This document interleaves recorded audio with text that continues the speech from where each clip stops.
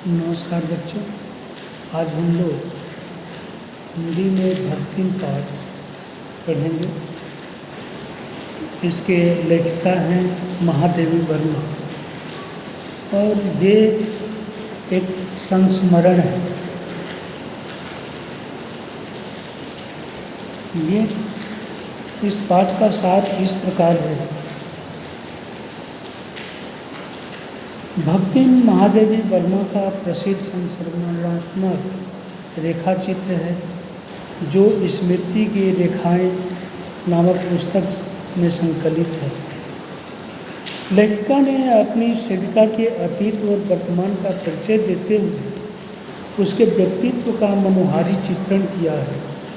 पाठ का सार इस प्रकार है। भक्तिम छोटे कद तथा दुबले शरीर वाली स्त्री थी।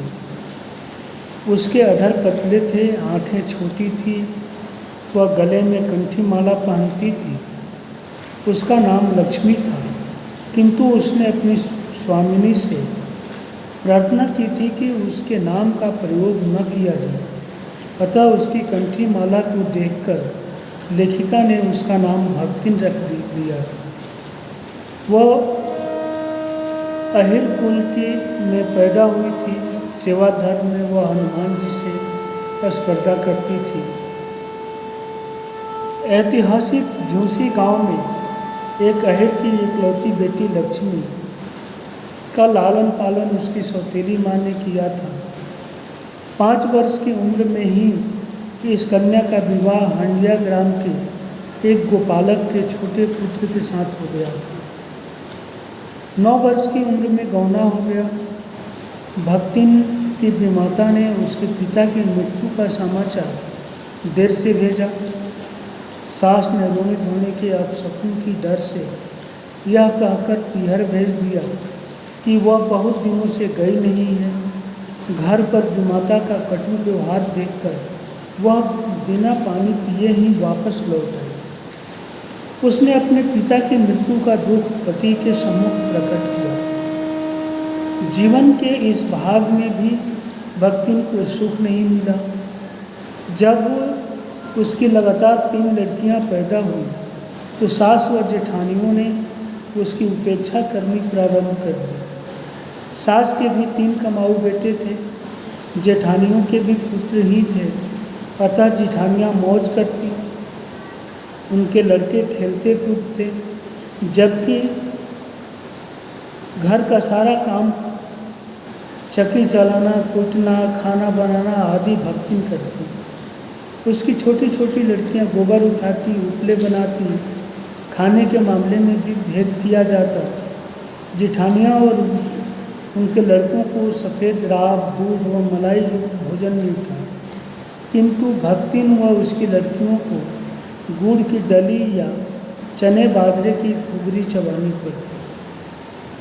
इस परिस्थिति में भी अच्छाई यह थी कि उसका पति अपनी परिश्रमी व तेजस्विनी पत्नी को सच्चे मन से प्यार करता था। इस पति प्रेम के आधार पर ही भक्ति ने अपना अलग घर कर लिया। उसे परिवार से पृथक होते समय गाय, भैंस, खेत खलिहान, अमराई के पेड़ आदि ठीक ठाक मिल गए। पति पत्नी दोनों परिश्रमी थे, अतः घर में संपन्नता आ गई। पति ने बड़ी लड़की की शादी धूमधाम से कर दी। दोनों छोटी लड़कियां अभी बालिका ही थीं। दुर्भाग्य से भक्ति विधवा हो गई। इस समय स्वयं उसकी उम्र 29 वर्ष की थी। परिवार वालों ने संपत्ति के लालच में भक्तिन के सामने दूसरे विवाह का प्रस्ताव किया, किंतु भक्तिन ने स्पष्ट मना कर दिया। उसने अपने केश कटवा दिए और गुरु से मंत्र लेकर कंठी पहन ली। दोनों छोटी लड़कियों की शादी कर दी और पति के द्वारा चुने हुए बड़े दामाद को घर जमाई बना दिया। कहानी का तीसरा परिच्छेद यह होता है। भक्तिन को अपने पूर्वजों से जो जमीन जायदाद प्राप्त हुई वह सब उसके पास थी, किंतु भक्तिन के दुर्भाग्य से बड़ी लड़की भी विधवा हो गई। यह लड़की अभी जूते ही थी। परिवार वालों की दृष्टि भक्तिन की संपत्ति पर थी, अतः भक्तिन का जिठाव अपनी विधवा बहन की शादी अपने तीतरबाज साले से कराने के लिए उत्सुक था। भक्तिन की लड़की ने इस वर को अस्वीकार कर दिया। माँ बेटी दोनों मन लगाकर खेती कर रही थी कि एक दिन भक्तिन की अनुपस्थिति में उस तीतरबाज वर ने बेटी की कोठरी में घुसकर भीतर से अंदर द्वार बंद कर दिया और उसके समर्थकों ने गांव वालों को बुला लिया। भक्तिन की बेटी ने वर बनने के इच्छुक तीतरबाज की अच्छी मरम्मत करके कुंडी खोल दी, किंतु तीतरबाज के कहने तीतरबाज ने कहा कि मैं तो इसके बुलाने पर गया था। समस्या के समाधान के लिए गांव में पंचायत हुई।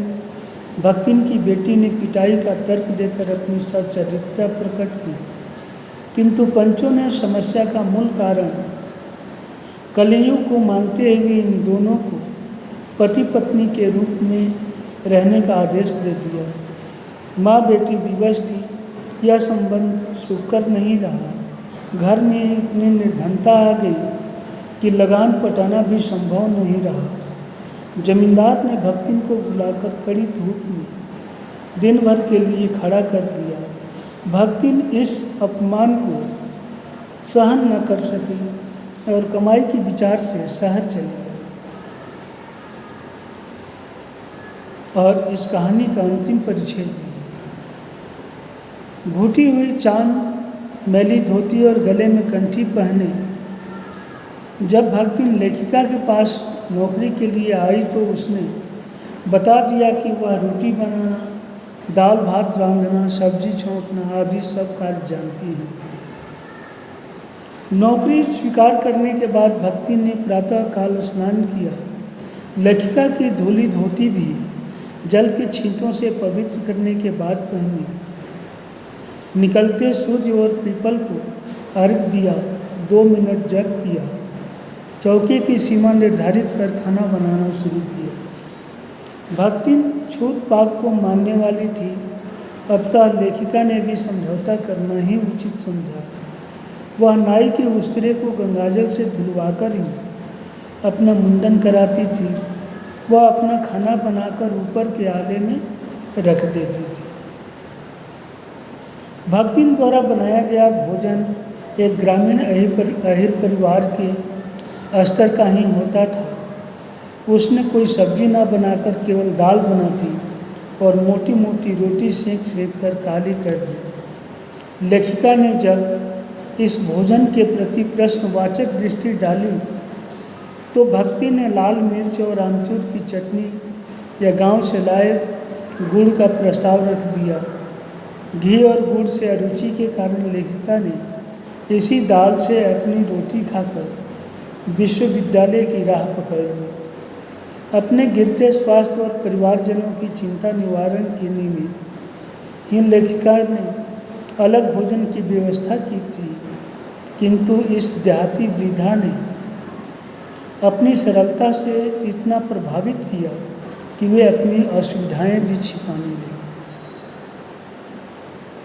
भक्ति दूसरों को अपने मन के अनुकूल बनाने की इच्छा रखती थी, किंतु स्वयं बदलने को तैयार नहीं रहती थी। इसी कारण लेखिका तो देहाती बन गई, किंतु भक्ति ज्यों की त्यों ग्रामीण रही। उसने लेखिका को ग्रामीण खान पान सिखा दिया, किंतु स्वयं कभी रसगुल्ला नहीं खाया, नहीं ओए वो बदलकर जी पर आ सकी। वह लेखिका के इधर उधर पड़े पैसों को किसी मटकी में छिपाकर रख देती थी, जिसे वह बुरा काम नहीं मानती। उसका मत है अपना घर ठहरा, पैसा रुपया जो इधर उधर पड़ा देखा संभाल कर रख दिया। वह अपनी मालकिन को प्रसन्न रखने के लिए यदि बात को बदल लेती थी तो उसे झूठ नहीं मानती थी। वह अपनी बातों को शास्त्र सम्मत मानती थी, अतः उसके पास तर्क थे। लेखिका ने जब उसको सिर घुटाने से रोकना चाहा तो उसने तीरथ गए मुराए सिद्ध कहकर अपना कार्य शास्त्रार्थ सिद्ध बताया। वह स्वयं पढ़ी लिखी नहीं थी और अब हस्ताक्षर करना भी सीखना नहीं चाहती थी, किंतु इसके पीछे भी उसका तर्क था कि उसकी मालकिन दिन भर पढ़ती है, यदि वह भी पढ़ने लगे तो घर के काम कौन करेगा। भक्तिन को इस बात का गर्व था कि उसकी मालकिन जैसा काम कोई नहीं जानता, क्योंकि उसके कहने पर भी उत्तर पुस्तकों के परीक्षण कार्य में कोई भी मालकिन को सहयोग नहीं कर पाया, किंतु उसने स्वयं सहायता की। कभी उत्तर पुस्तकों को बांधकर, कभी अधूरे चित्र को कोने में रखकर, कभी रंग की प्याली धोकर और कभी चटाई को आंचल से झाड़कर जो सहायता करती थी, उसमें अन्यों की अपेक्षा अपनी विशिष्टता देखती थी। वह सोचती थी कि दूसरे सहायता की हिम्मत तक नहीं करते। लेखिका के किसी पुस्तक के प्रकाशित होने पर वह बहुत प्रसन्न होती थी। उस कृति में वह अपना सहयोग देखती थी। लेखिका भी उसके प्रति आभारी थी, क्योंकि जब वह बार बार के आग्रह के बाद भी भोजन के लिए न उठकर चित्र बनाने में ही लगी रहती थी, तब भक्तिन कभी दही का शरबत अथवा कभी तुलसी की चाय पिलाकर भूख के कष्ट से बचाती थी। जब छात्रावास की रोशनी बुझ चुकी होती थी, लेखिका के परिवार के सदस्य हिरनी, सोना, कुत्ता बसंत और बिल्ली गोधूली भी आराम करने लगते थे, तब भी भक्तिन मालकिन के साथ जगती रहती थी। वह कभी पुस्तक देकर, कभी स्याही लाकर या फाइल देकर लेखिका को सहयोग देती रहती थी। बहुत रात गए सोने पर भी भक्तिन मालकिन से पहले उठती थी। वह सोना, बसंत व गोधूली नामक पशुओं को बाहर निकालती थी। भक्तिन लेखिका के भ्रमण में भी साथ रहती थी। बद्री, केदार के ऊंचे नीचे और तंग पहाड़ी रास्तों में वह हट करके स्वयं आगे चलती थी, किंतु गांव की पगडंडी में पीछे पीछे चलती थी। वह लेखिका के साथ छाया के समान रहती थी। जब लोग युद्ध के कारण आतंकित थे, तब भी वह बेटी दामाद के आग्रह पर लेखिका को नहीं छोड़ती। युद्ध में भारतीय सेना के पलायन की बात सुनकर वह लेखिका को अपने गांव ले जाना चाहती थी, जहां उसने लेखिका को सब सुविधाएं जुटाने की आश्वासन दिया। वह लेखिका के लिए अपना सर्वस्व लुटाने को तैयार थी। लेखिका यह मानती थी कि उसके और भक्तिन के बीच स्वामी सेवक का संबंध नहीं है। वह इच्छा होने पर भी उसे हटा नहीं सकती और उसके द्वारा चले जाने का आदेश पाकर भी हंसकर टाल देती थी। लेखिका उसे स्वयं उस सेवक मानती भी नहीं थी। भक्तिन लेखिका के जीवन को घेरे हुई थी। भक्तिन छात्रावास की बालिकाओं के लिए चाय बना देती थी। वह उन्हें लेखिका के नाश्ते का स्वाद भी ले लेने देती थी। लेखिका के परिचितों से भक्तिन का व्यवहार लेखिका के प्रति उनके सम्मान और सद्भाव से निर्धारित होता था। वह परिचितों को आकार प्रकार, वेशभूषा या नाम से याद रखती थी। कवियों के प्रति उसके मन में आदर भाव नहीं था।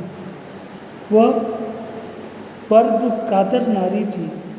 जब किसी विद्यार्थी को किसी कारण जेल जाना पड़ता था, तो उसकी खबर सुनकर वह व्यथित हो जाती थी।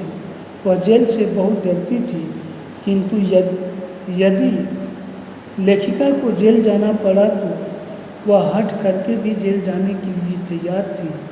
वह अपनी मालकिन के जेल जाने पर स्वयं के जेल जाने के हक के लिए बड़े लाड तक लड़ाई लड़ने को तैयार थी। भक्तिम का अंतिम परिच्छेद अभी चालू है।